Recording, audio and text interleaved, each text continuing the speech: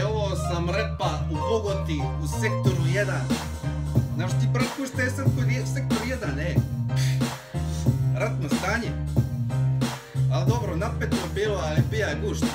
Došao je i taj dan, trošim kao Escobar, ispečit ću krase, da sam šaman zna se. Došao sam živit u afričko pleme, ja ti špetam, samo gledam crne žene. U plemenu na mene pala najljepša riba, kad sam joj reka da sam u zumbu siba. Ali nisam je htija, a nije bila moj tip, previše parfema, odlučija sam otić. Samo sam joj reka, čao, neću da te gledam, a neće moći ovako, ja ti svoje tilo ne dam. Ispeću prase, serveri se gase, živim život slobodan, samo šaljim bam bam bam. Došao je i taj dan, trošim kao Escobar, ispećit ću prase, da sam šaman zna se. Kanal mi je upa u neku malu krizu, a ja da ga dignem sad pokazujem iz krizu. Nožem sickam avokado i njoki, dok tvaram koko, stenu prošlam i kiboki.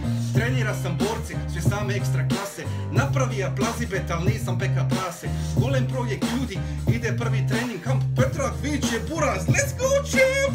Moj zadnji bočni, udarci su točni, eso angolero, kickbokser sam moćni.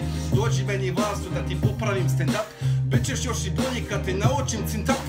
Imam mačetu i ludi zadnji kružni, nemoj ti u Babilonu palegar u ruždi. I nemoj posli plakat kad osjetiš moj lakat, čudne su putanje, beži mali, bit će sranje. Ispeću prase, serveri se gase, živim život slobodan, samo šalji bam bam bam.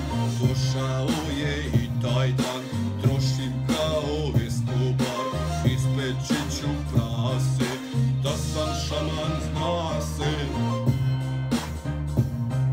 Može li bolje? Nema dalje, bratko.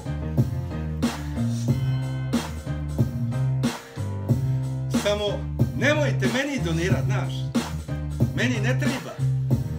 To šalji tamo jednu lipu spotu u Afriku, znaš. Ako mogu ja, možeš i ti. Ha joj, koji